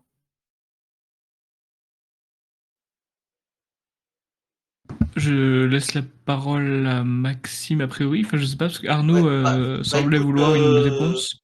évidemment, bon, de toute façon, Arnaud a entièrement raison.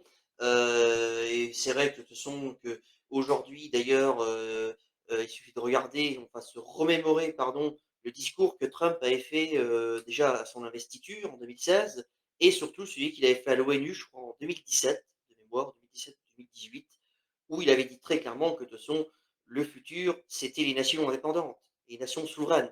Voilà, il l'avait dit de manière très claire devant un parterre d'ailleurs de mondialistes. Donc ça va un petit peu choquer l'Assemblée générale de l'ONU à New York. Et aujourd'hui, on voit bien, on est en plein dedans. Et avec le monde multipolaire justement qui est en train de se dessiner avec différentes puissances, la Chine, la Russie, les États-Unis, aujourd'hui, le dindon de la farce, c'est l'Europe.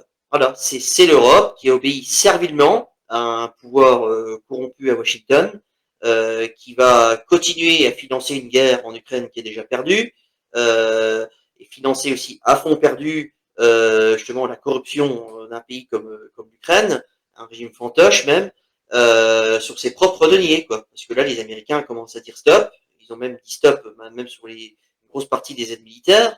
Et de toute façon, c'est pour ça que d'ici quelques mois, je pense que on va avoir de nouveaux remue-ménages au niveau géopolitique. Je pense que même, en fonction du résultat de la guerre en Ukraine, que la survie de l'OTAN en tant que telle, enfin telle que nous la connaissons aujourd'hui, et, en tout cas risque d'être mise en cause. Ça, c'est d'ailleurs des spécialistes géopolitiques, même pro-OTAN, s'accordent à le dire, que si les pays européens perdent cette guerre-là avec les États-Unis, notamment l'OTAN, ça va créer des dissensions au sein de l'organisation. Et justement, un redécoupage et une redéfinition des alliances au sein même de cette organisation qui est censée être une alliance militaire à la base. Donc ça, il faut observer ça attentivement. l'élection de Trump, justement, s'il est réélu, risque d'accélérer toutes ces choses-là. Et donc, qui dit accélération de ces choses-là, dit aussi fin de l'atlantisme. Voilà, parce que, comme dit Arnaud, il faut bien distinguer les deux choses. Hein. Il y a les intérêts des États-Unis et il y a l'atlantisme. C'est deux politiques complètement différentes. Hein. Et l'atlantisme, souvent, est prôné par les néoconservateurs, ce qu'on appelle communément et même des fois un petit peu grossièrement les néoconservateurs. Voilà, enfin, qui sont plus néo que conservateurs, soit dit en passant. Donc, c'est et ce sera surtout ces gens-là. D'ailleurs, c'est à ces gens-là que Vladimir Poutine, hier, dans ses interviews aussi, s'est adressé. Comme il dit, certains Américains, ils s'adressent à ces gens-là plus particulièrement, comme on connaît un petit peu le sujet. Bon, après, bon, pour tout ce qui est des généraux de plateaux de télévision, des Yakovlev, des Goya et toutes ces choses-là, bon, on ne reviendra pas dessus. Je pense qu'on aura le temps de faire le bêtisier de ces gens-là, comme la guerre en Ukraine sera terminée ou arrivera à sa fin. Mais voilà, enfin, je pense que ça vaut même pas le coup d'y relever. Je préfère plutôt qu'on aborde plutôt l'événement qui s'est déroulé la nuit précédente, là, qui d'ailleurs déjà a déjà fait des millions de vues. Hein. J'avais regardé à 19h, la vidéo était déjà à 135 millions de vues sur Twitter, enfin sur X. Donc, ce qui dénote quand même un certain intérêt des populations et un certain intérêt aussi des populations dans tout le monde occidental à avoir un autre son de cloche, avoir un autre discours que celui des discours de propagande que justement nous proposent les atlantistes tous les jours. Parce qu'aujourd'hui, les médias en France, particulièrement et même en Allemagne, sont à la solde de l'atlantisme.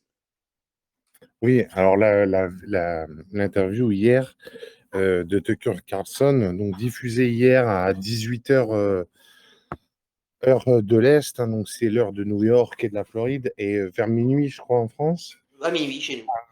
Ouais, alors ça, c'est un événement, mais justement, ce qui est assez intéressant, c'est qu'il y a quelques semaines, Tucker Carlson, dans une interview, avait mentionné qu'il a déjà essayé à l'époque Obama de faire une interview et que, en fait, il avait été mis sur écoute par des services, puisque des membres de services, alors je ne sais plus quel service, c'était la NSA ou d'autres, étaient venus le voir en lui disant, bon, on a lu vos messages, on sait que vous préparez une interview en Russie, il ne faut pas le faire.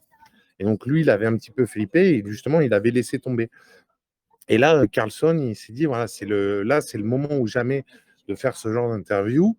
Alors, bien sûr, dans la presse mainstream américaine de gauche, il est critiqué. Bon, quand c'était Oliver Stone qui faisait des interviews de Poutine, là, ça dérangeait personne. Quand c'était des journalistes de gauche au XXe siècle qui faisaient des interviews de Fidel Castro, ça dérangeait personne. Là, vraisemblablement, ça pose problème.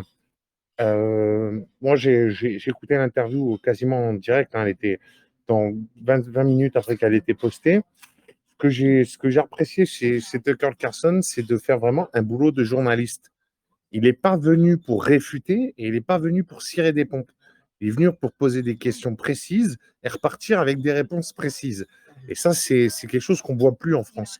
Du vrai boulot de journaliste propre, c'est-à-dire quelqu'un qui vient, qui a ses convictions, mais qui les met de côté et qui vient pour poser des questions le plus impartial possible. Et ça, franchement, j'ai trouvé que c'était un bel exercice. Bon, sur les réponses de Poutine, ça, je vous laisserai plus développer là-dessus. J'ai trouvé que Poutine, il a fait un petit peu trop le prof d'histoire, parce qu'il est quand même parti loin. Hein. Il est remonté au 8e siècle, 9e siècle dans ses explications. Mais par contre, il a été droit dans ses bottes et assez clair. Et je pense que là où cette interview, elle restera dans l'histoire, c'est une interview majeure, c'est qu'il y a eu des milliers d'interviews de Zelensky, en fait. Depuis le début du conflit, et on n'a pas encore entendu l'autre son de cloche.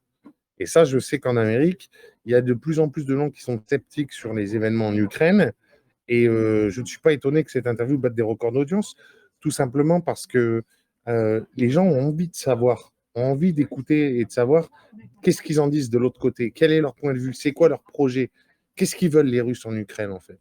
Et il y a beaucoup de gens qui sont curieux de savoir ça. Donc, je pense que l'interview de Carlson restera dans l'histoire et probablement plus que l'interview qu'il avait fait de Trump durant le premier débat, si vous vous rappelez, durant le premier débat des Républicains, qui opposait Nikki Haley, DeSantis, Vivek Ramaswamy, Chris Christie, Tim Scott, et où Trump n'était pas allé, puisqu'il avait fait une interview avec Carlson diffusée en même temps. Voilà.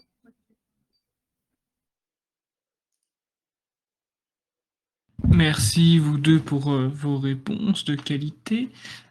Écoutez, moi je pense qu'on a fait le tour sur ce sujet. Je vais juste traiter les sujets d'actualité comme d'habitude. D'habitude, on traite les sujets d'actualité, donc je vais les évoquer et vous pouvez réagir là-dessus si vous le souhaitez.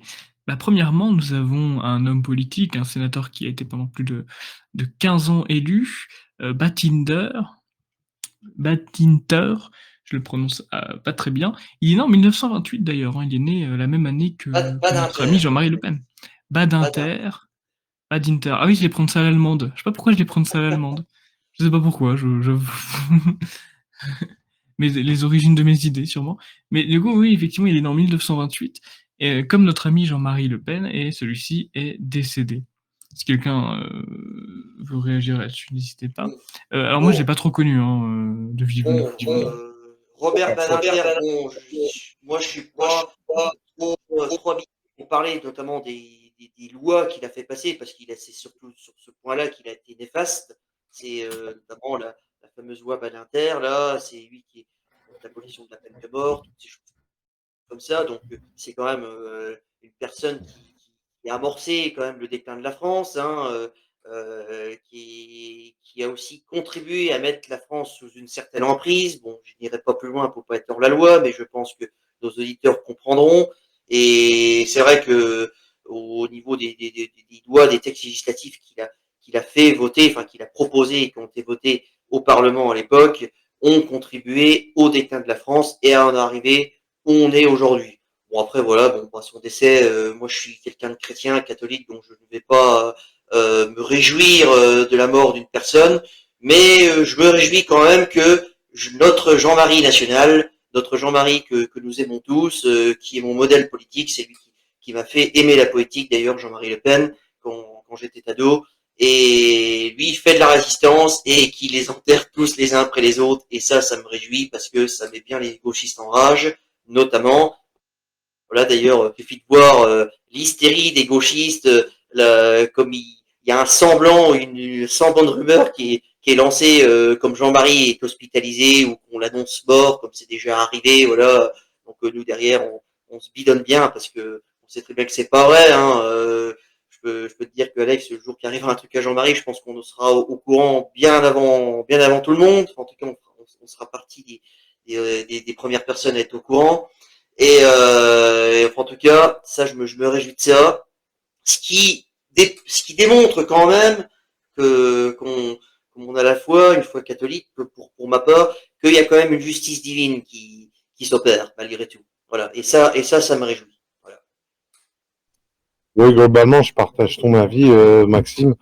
Robert Badinter, c'est finalement un des artisans du laxisme judiciaire en France, hein, puisqu'en enlevant la peine de mort, il a démonté toute la hiérarchie des peines. Hein, voilà, donc je pense que c'est tout ce qu'il a fait est regrettable. Bon, après, concernant sa femme, Elisabeth Badinter, il y a aussi beaucoup à dire, hein, notamment sur le livre XY de l'identité masculine. Voilà, j'en dirai pas plus parce que c'est hors sujet, mais je dirais comme Maxime, je ne me réjouis pas de son décès, mais ça ne m'attriste pas du tout. Voilà. Merci pour vos réponses sur Badinter. Je sais pas pourquoi je prononce l'allemande. C'est une aparté. Un aparté qui est terminé. Le remaniement gouvernemental, oui, on a vu que Madame Belloubet, ancienne gardienne des Sceaux, est devenue ministre de l'Éducation nationale. Pourquoi pas? Enfin, pourquoi pas, je veux dire, ça fait des années et des années qu'on enchaîne des ministres de l'Éducation nationale qui n'ont aucune importance. Donc, moi, pas spécialement de réaction à faire là-dessus, personnellement. Bon, ça ne change rien. Petite réaction. Bon, de toute façon, rien de nouveau dans ce cirque.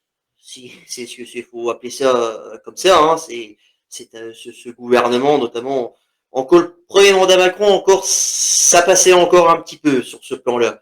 Mais là, on voit bien qu'ils sont à court de ressources humaines, que qu'ils sont obligés d'aller récupérer, de racler les fonds de tiroir, d'aller reprendre des anciens ministres parce que plus personne ne veut prendre de poste dans ce gouvernement qui est complètement fini. Et puis on sent bien qu'il y a quand même une ambiance de fin de régime dans ce pays. Et je pense qu'aujourd'hui, des gens qui ont un petit peu de conscience, même ceux qui ont trempé dans des affaires de malversation, de détournement, tout ça et tout, comme il y a eu par le passé, même des gens qui ont un petit peu, je pense, cette conscience-là, ne veulent pas se mouiller. D'ailleurs, même un Bayrou, qui est quand même le politicien le plus plat que la France ait connu, hein, pas plus plat que ce mec-là, qui occupe une place obscure de haut commissariat au plan. On se demande ce qu'il fait là-dedans, là, dans une structure, d'ailleurs, qui est complètement dévoyée. Oui, Même et lui, attends, Maxime, mais, Bayrou, sur Bayrou, je précise que j'ai lu ça cette ouais, semaine dans un article de journal. Donc, le commissariat au plan, là, ou je sais pas quoi, dont on ne voit pas très bien à quoi ça sert, ni où ça mène, ni quel est le projet. Il y a des bureaux à Paris et à Pau, hein. Comme ça, au moins, il peut faire ses oui, trucs là-bas à la mairie de Pau. Et enfin, bref, c'est du gaspillage, c'est du bien n'importe sûr. quoi, fin de la parenthèse, quoi. Voilà.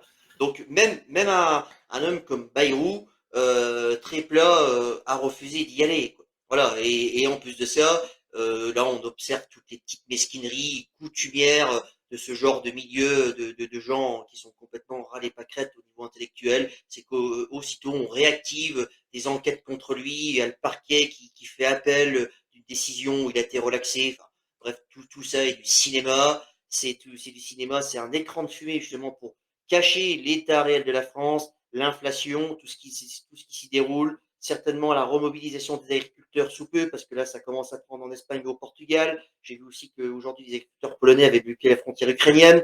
Donc là, je pense que les agriculteurs vont remettre un coup avant le salon de l'agriculture, voire même pendant. Et donc tout ça, c'est un écran de fumée. C'est une énième tambouille politicarde. De toute façon, pour être clair, il faut en finir avec ce régime vermoulu. Je pense qu'il faut même en finir tout simplement avec le régime républicain. Voilà, on est clairement à la fin du système. Tout cela le démontre. Des gens interchangeables qu'on déplace d'un point A à un point B alors qu'ils n'ont pas du tout les compétences requises d'ailleurs pour le poste. Hein. Bientôt, limite, si on pouvait nommer le plombier du coin au ministère de l'Éducation nationale, s'il pouvait le faire, il le ferait. Donc on en est là, quoi. Même la septième compagnie ferait mieux. Donc voilà, donc pour vous dire au point où on en est, quoi.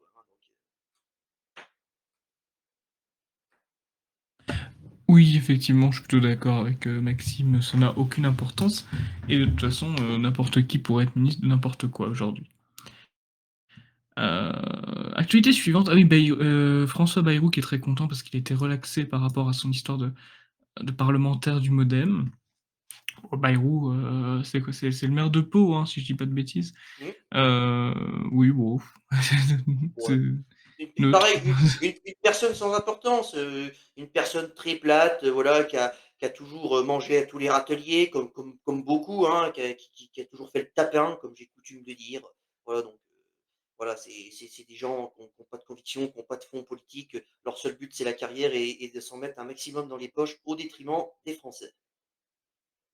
Absolument. L'actualité suivante, alors c'est Libération qui s'en prend à Jean-Marie Le Pen sur les tortures en Algérie. Bon alors, moi je sais pas, hein, à cette époque-là, je crois que Libération faisait des articles pour la promotion de la pédophilie. Donc entre Tout à torturer fait. des Algériens en contexte de guerre et tuer des petits-enfants, moi personnellement, je Alors, préfère la voix de Jean-Marie. pour remettre les choses dans le contexte, la guerre d'Algérie, elle a été initiée par un gouvernement de gauche, si je me trompe pas. Hein. Donc déjà, la Libération déjà, elle aurait déjà commencé à veiller devant sa porte. Et puis, je vais aussi rappeler à Libération que Jean-Marie Le Pen était lieutenant dans l'armée. Et je pense que les gens qui pratiquaient les interrogatoires musclés en Algérie, je pense que c'était pas les lieutenants qui étaient eux bien au frais dans les bureaux. En plus, c'était l'époque Bijard et tout ça et tout. Donc, je peux vous assurer que ces gens-là, quand ils sortaient généralement de leur bureau, c'était quand la guerre était ou la bataille était terminée. Quoi. Voilà. D'ailleurs, la France a gagné la guerre d'Algérie, comme l'a maintes fois rappelé notre président d'honneur Roger Hollande, que nous avons commémoré la semaine dernière. Donc, c'est sans importance, c'est une diffamation de plus. Bon, et puis c'est aussi s'en prendre à une personne en vulnérabilité, hein. Jean-Marie a 95 ans. Si Libération n'a plus que ça comme argument pour prôner sa ligne éditoriale, ça en dit long sur l'état de putréfaction de ce média. Oui, oui, je suis assez d'accord, sans revenir sur le fond de la guerre d'Algérie. C'est des événements qui ont plus de 60 ans, donc on voit bien, oui, comme le disait Maxime, c'est Libération qui n'a rien à dire, donc ils font les poubelles pour essayer de réchauffer quelque chose. Ça n'a aucun intérêt. Voilà. Ça n'a aucun intérêt, clairement. Oui, je suis tout à fait d'accord avec vous. L'actualité suivante, alors c'est la dissolution de la Citadelle, hein, Citadelle qui était tenue par Aurélien Ferracel. Décidément, j'ai beaucoup de difficultés à prononcer les noms propres. Donc dissolution de la Citadelle, encore un mouvement de droite dissous. Jusqu'où s'arrêteront-ils? Voilà, on peut se poser la question. C'est même presque étonnant que le Parti de la France n'ait pas toujours été dissous. Donc bon, bah, ça fait encore un bar de moins identitaire en France. De toute façon, c'est un peu comme une hydre, hein. Vous savez, vous coupez une tête, il y en a 8 qui repoussent. C'est pas ça qui va tuer le mouvement. Bon, de toute façon, pareil, hein, c'est un peu pas le même raisonnement sur ce qu'on vient de traiter, les sujets précédents. C'est un effet de com, tout simplement, dire voilà qu'on s'occupe de l'extrême droite, alors que dans ce pays, le vrai problème c'est la radicalisation islamique, en l'occurrence, voilà, l'immigration. Donc c'est pour que Darmanin se montre et dire voilà oui je fais mon boulot de ministre de l'Intérieur, voilà c'est juste ça, c'est une justifie, on va dire c'est une preuve qui travaille, mais bon, par contre, on sait, il travaille très très mal, Monsieur Darmanin. Donc ça, quand il s'agit de s'en prendre aux patriotes français, ça, il n'y a pas de problème. Quitte à monter des dossiers bidons, comme pour la dissolution de Civitas, ou même de l'Academia Christavia, avec des choses complètement hors de propos, ça, ils savent faire. Par contre, quand il s'agit de s'occuper des vrais problèmes, là, il n'y a plus personne. De toute façon, comme j'avais dit à un OPJ une fois, de toute façon, aujourd'hui, l'État français, c'est fort avec les faibles et faible avec les forts. Voilà, et bientôt, ça sera la devise de la République. Oui, globalement, je partage cet avis où j'ai pas grand-chose à ajouter. Je note toujours le deux poids, deux mesures quand il s'agit de s'attaquer aux gens de droite. Bon, bah, il y a du monde, et puis quand il s'agit de s'attaquer à des nervis d'extrême gauche, il n'y a plus personne. Enfin bon, bref, il n'y a rien de nouveau sous le soleil de la France, quoi. Absolument. Alors moi, ça ne m'a pas étonné, ça a étonné beaucoup de gens, je ne sais pas trop pourquoi. Meilleur Habib, qui fait une grande bise, une grande accolade à Jordan Bardella. Bon bah oui, c'est Pas normal. étonné, pas étonné non plus. Pas étonné non plus, sachant que certaines infos dont je dispose, bon, que je tairai quand même, parce que faut un petit peu initié, enfin, balancer comme ça serait, on pourrait penser que c'est un peu tiré par les cheveux.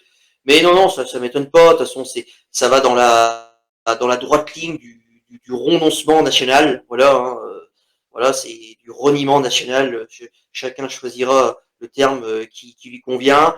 Ça va dans la même ligne que Marine Le Pen qui se désolidarise de l'AfD, notamment sur son programme de réimmigration qu'on a évoqué en début de cette émission.